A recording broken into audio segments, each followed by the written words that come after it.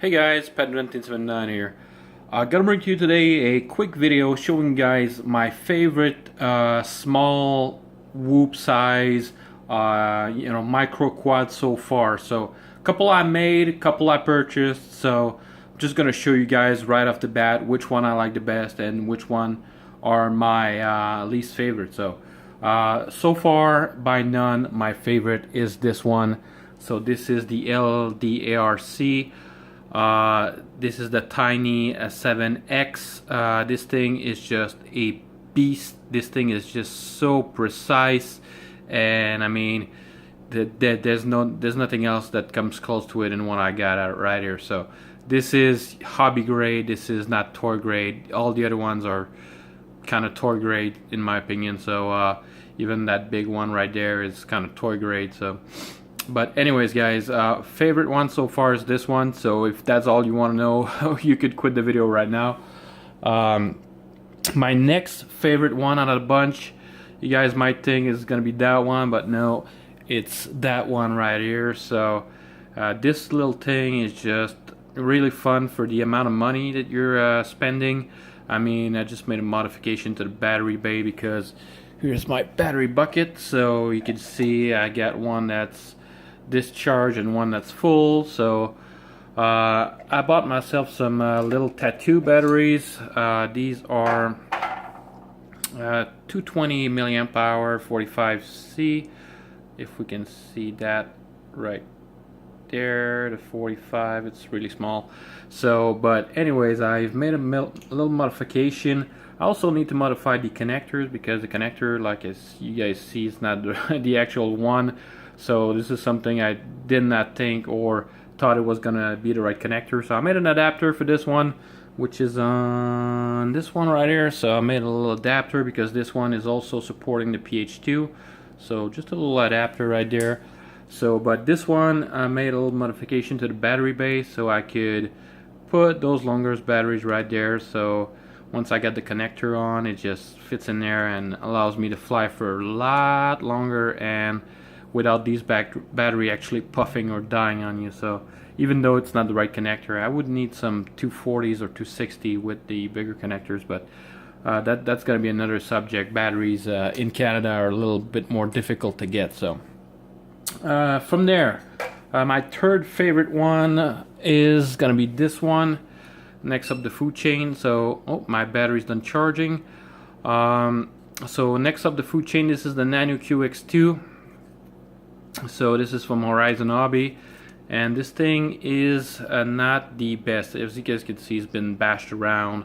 I got the props there a little bent, so you guys can see the damage on those props there. So I'm already on a third or fourth set of props already. So yeah, when this thing, these are not offering any protection except for, I gotta go see my charger because my batteries are done charging. I'll be right back in like a second for you guys. Alright, so literally a second. So I was talking about the Nano QX. So these little anchor style hooks are just not really a good design. I mean, these things are just getting snatched everywhere. It's very flexible. I mean, this plastic is very durable and it's very flexible. I smashed this into some walls, into some drapes, but when it comes into a drape or something, it just hooks in there and just click, it's done. Or in a corner of a just a door or anything is just gonna just hook in there and it's gone. It's upside down. This thing doesn't have any power. Can we see the different size of the motors right here? The motor size. I mean, I don't know if you guys could tell, but these things got way beefier motor on the Tiny 7X, and this thing is just so much a joy to fly. This thing, the only thing is it bounds quickly to your receiver. So for this I'm using a DX6E, so a really nice controller. But if I had known it was going to be a pain to bind with the Tiny 7X, I would have gone with the Ready to Fly, but that's in my previous video, so when I talked about that. But this one is porting a DSMX. Even though they say DSM2, it is a DSMX receiver, but this receiver doesn't have any bind button or auto bind feature. So what you have to do is get yourself a separate receiver with the satellite function, with that little plug there that you plug into the first receiver. Then you plug into the second receiver, and then you're able to bind with the other receiver being connected to this one. You start the bind process with a bind plug. You just plug it in and plug the other one in and set it up to bind, and then it's binding. So really a pain, but after that, after that initial pain in the butt to bind, this thing is my daily driver. I mean, this thing just flies everywhere. Got this from Banggood. I think it cost me like 80 bucks shipped from Banggood, so Canadian, so very cheap. In comparison, this thing cost me $90 with taxes in Canada, so I got it from a local hobby shop when they had a sale. This thing was on sale for $59. I think right now you pay $100 for this one, and guys, $100 for this when you can get this thing that's gonna fly circles around it. I mean, the power on this thing, if I do a punch, even on the bigger batteries that I got myself some GNB batteries. This thing is not even coming close to the power of the other one. So moving down the line, because I've talked a little bit too much about the Nano QX and how this is a waste of money, and get this one instead. Even in the ready to fly is going to be less expensive. Actually, it's going to be less expensive in ready to fly than bind and fly, because the receiver that they put in there is a little bit more expensive since it's a custom receiver. So the next one down the line is this one. So this is a home build. So this is something. This is a Furby, little Furby, F-36 with a AIO camera. So cheap little AIO camera that was like $9 US. So put that on there. And this thing is great. The colors are great on the AIO camera. The reception is really awesome. Actually, the reception on this little camera with that little whoop antenna is better than the reception with that little copper antenna right there. So yeah, put a little piece of foam down there, so double-sided stick tape, but just stuck it on one side to the camera, because the camera just kept tilting when I crashed or something in the wall. So always trying to go faster. I know, but simple little modification. All you have to do is just solder this on the back of the connector, plus and minus, and boom, there you go. So this thing is nice, but it's not as nice as the other one, even though the controls are a little bit better on this one. So you can see the antenna placement is not the best, but you just move it out of the way a little and it just flies better. But if you want to get better reception, just drill a hole through your drone for your F-36. Make a little small hole with something hot or something, just a little pin or a little nail. Just make a little hole and just put that antenna through. Make it rise up, because as it comes, this antenna is folded down on the board, horizontally like that, so you get zero reception. Upright like that, I can go around in some other rooms in my apartment and just go in my bedroom and just go through walls and stuff, and the reception is great. So a little modification.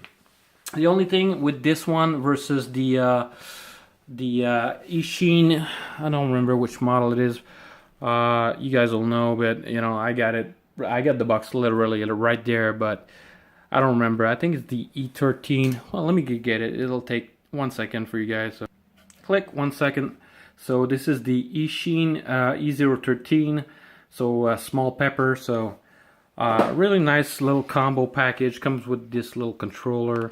And actually the the controller is not bad, but it's not comparable to a hobby grade or Spectrum or Tyrannus or stuff like that. So, but for getting you started, there's no shame in that. But if you are to get started, I would get that one right off the bat. A little bit more investment, but you're gonna have so much fun, so much more fun if you get that one. So another project that I did, you remember guys, the JJR C1000 C, I think that one was, but this is the JJR C1000, and just a little project that I did. You guys can see the clearance on that right there. It's just going under the zip tie right there. So, but another AIO camera. I ordered a bunch of these with that little connector on the back. When it just crashes, it just folds like that, and it just there's nothing there. So a little connector just folds around, and this thing is indestructible almost. I crashed this upside down and stuff like that. The only drawback with this JJRC is the controller. The yaw rate is just so slow. They want you to fly in a cross formation like that and not being able to turn around, because the turnaround time is just on 1 is just like that, 2 is maybe like that, 3 is maybe like that, and 4 is a little bit faster, but not fast enough. So just a little project that I did because this thing flies great. It has the power, but there's just I needed something like the jumper controller, a multi-protocol, so I can bind it to this one and get some more yaw rate, because otherwise this thing is fun to fly, but right now it's pretty much useless because the other ones are just so much more fun to fly. So like I said, guys, this thing is my daily driver. The LDARC Tiny 7X, I got this from Banggood. Pretty cheap for what you're getting. You're getting a good setup, something a little bit more powerful if it's your first one, or if you just like me, it's stuck inside in the winter time. It's pouring cats and dogs outside. It's snowing. It's, you know, we get like 2 or 3 months of summertime, so horrible. But anyways, enough about the weather. It's just want to talk to you guys about my little quad setup. I don't have a lot of quads, you know, guys. I'm just starting off. I just always love RCs. Back in the day, I used to fly planes, the F-27 Striker, for those of you who remember that from Horizon Hobby. I mean, this thing from Park Zone, I mean, this thing was, back in the day, that was that in a fun jet. So it was 2 like pusher prop style jet, and it was just really fun to fly. So reason I don't have that one anymore is because, you know, quads came out, and just these things are awesome. The way they're built is just simple, stupid. It's just 4 motors, a control board, and there's not a lot of stuff to break. I mean, these things are indestructible. So that's one reason I got the appeal of switching to quads. You know, I still have my planes and stuff like that, but I really am into quads these days, and just FPV, and it's just such a blast. So anyway, I'm rambling on, guys. If you like this video, give it a thumbs up, share the video. If you got any comments, if you want to see some, maybe my PIDs for this little tiny whoop that I had done by a custom master of tiny whoops. He put his own PIDs in there, and it just flies great. So if you guys want to see that, just hit it up, say in the comments, leave a comment down below, and I will get back to you guys on this one. So hope you guys enjoyed the video, and see you guys on the next one.